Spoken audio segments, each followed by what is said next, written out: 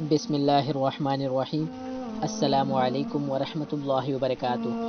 یہ لڑکیاں سب سے بے نیاز، اپنی اداؤں سے سب کو گھائل کرتی مدرسہ عزیزیہ کے دروازے سے گزر رہی تھی کہ حضرت شاہ محمد اسماعیل رحمۃ اللہ علیہ کی نظر ان پر پڑ گئی۔ حضرت نے اپنے ساتھیوں سے پوچھا، یہ کون ہے؟ ساتھیوں نے بتایا، حضرت یہ طوائفیں ہیں اور کسی ناچ رنگ کی محفل میں جا رہی ہیں۔ یہ تو معلوم ہوا، یہ بتاؤ یہ کس مذہب سے تعلق رکھتی ہیں؟ یہ دین اسلام کو ہی بدنام کرنے والی ہیں۔ یہ سب اپنے آپ کو مسلمان کہتی ہیں۔ حضرت نے یہ بات سنی تو فرمایا، مان لیا کہ بد عمل اور بد کردار ہی صحیح، لیکن کلمہ گو ہونے کے اعتبار سے ہوئی تو ہماری بہنیں، لہٰذا ہمیں ان کی نصیحت کرنی چاہیے۔ ساتھیوں نے کہا کہ ان پر نصیحت کیا خاک اثر کرے گی؟ ان کو نصیحت کرنے والا تو خود بدنام ہو جائے گا۔ پھر کیا ہوا، میں یہ فریضہ ادا کر کے رہوں گا۔ ساتھیوں نے عرض کیا، حضرت آپ کا ان کے پاس جانا بالکل ٹھیک نہیں۔ شہر کے چاروں طرف آپ کے مذہب مخالفین ہیں جو آپ کو بدنام کرنے کا کوئی موقع نہیں چھوڑتے۔ آپ نے فرمایا، مجھے ذرہ برابر پرواہ نہیں، میں انہیں نصیحت ضرور کرنے جاؤں گا۔ اس کے بعد آپ تبلیغ حق و اصلاح کا عزم لے کر گھر میں تشریف لائے۔ درویشیانہ لباس زیب تن کیا اور تنہا نائکہ کی حویلی کے دروازے پر پہنچ گئے اور کہا، اللہ والیوں دروازہ کھولو اور فقیر کی صدا سنو۔ آپ کی آواز سن کر جب لڑکیاں آئی، انہوں نے دروازہ کھولا تو دیکھا کہ باہر درویش صورت بزرگ کھڑا ہے۔ انہوں نے سمجھا یہ گداگر فقیر۔ انہوں نے چند روپے لا کر تھما دیے، لیکن اس نے اندر جانے کا اصرار کیا اور اندر چلے گئے۔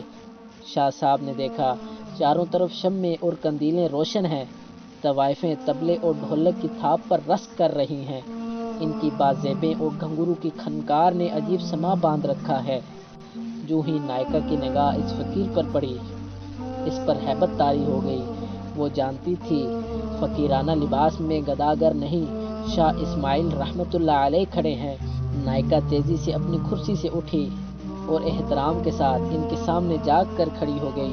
ادب سے عرض کیا، حضرت آپ نے ہم سیاکاروں کے پاس آنے کی زحمت کیوں کی؟ آپ نے پیغام بھیج دیا ہوتا، ہم آپ کی خدمت میں حاضر ہو جاتی۔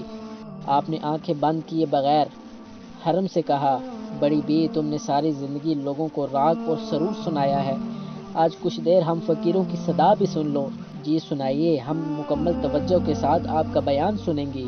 یہ کہہ کر اس نے تمام طوائفوں کو طبلے بند کر کے سننے کا حکم دے دیا۔ وہ بیٹھ گئی۔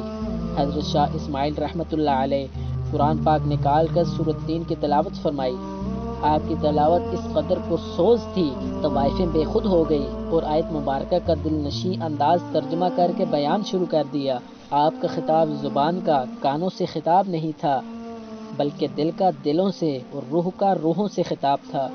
یہ خطاب دراصل اس الہام ربانی کا کرشمہ تھا جو حضرت شاہ اسماعیل رحمۃ اللہ علیہ جیسے مخلص درمندوں اور امت مسلمہ کے حقیقی خیرخواہوں کے دلوں پر اترتا ہے۔ جب طوائفوں نے سورت کی تشریح سنی تو ان پر لرزہ طاری ہو گیا، روتے روتے ان کی ہچکیاں بن گئی۔ حضرت شاہ اسماعیل رحمۃ اللہ علیہ نے جب ان کی آنکھوں میں جھڑیاں دیکھی تو بیان کا رخ توبہ کی طرف موڑ دیا اور بتایا، جو کوئی گناہ کر بیٹھے اللہ سے اس کی معافی مانگ لے، اللہ بڑا رحیم، وہ معاف کر دیتا ہے۔ آپ نے توبہ کے اتنے فضائل بیان کیے کہ ان کی سسکیاں بن گئی۔ شاہ صاحب نے انہیں اٹھ کر وضو کرنے اور 2 رکعت نفل پڑھنے کا کہا۔ راوی کہتا ہے کہ جب وہ وضو کر قبلہ رخ کھڑی ہو گئی اور نماز کے دوران سجدوں میں گر گئی تو حضرت نے ایک طرف کھڑے ہو کر اللہ سے عرض کیا، میں تیرے حکم کی تعمیل میں اتنا ہی کر سکتا تھا کہ یہ سجدوں میں گری ہیں، ان کے دلوں کو پاک کر دے، ان کے گناہوں کو معاف کر دے اور انہیں آبرو مند بنا دے، تیرے لیے کچھ مشکل نہیں، انہیں ہدایت فرما، انہیں نیک بندوں میں شامل فرما۔ ادھر شاہ صاحب کی دعا ختم ہوئی، ادھر ان کی نماز وہ اس حال میں اٹھی کہ ان کے دل صاف ہو چکے تھے۔ تمام طوائفیں گناہ کی زندگی پر افسوس کرنے لگی اور نکاح پر راضی ہو گئی۔ نوجوان عورتوں نے نکاح کرا لیے اور جو بڑی عمر والی تھی انہوں نے محنت مزدوری سے گزارا کرنا شروع کر دیا۔ ان میں سب سے زیادہ موتی نامی خاتون تھی۔ جب اس کے سابقہ جاننے والوں نے شریفانہ حال اور سادہ لباس میں مجاہدین کے گھوڑوں کی لحاف والی چکی پر دال پیستے دیکھا تو اس سے پوچھا وہ زندگی بہتر تھی جس میں تو ملبوسات میں شاندار لگتی، یا پھر یہ زندگی جس میں تیرے ہاتھوں پر چھالے پڑے ہوئے ہیں؟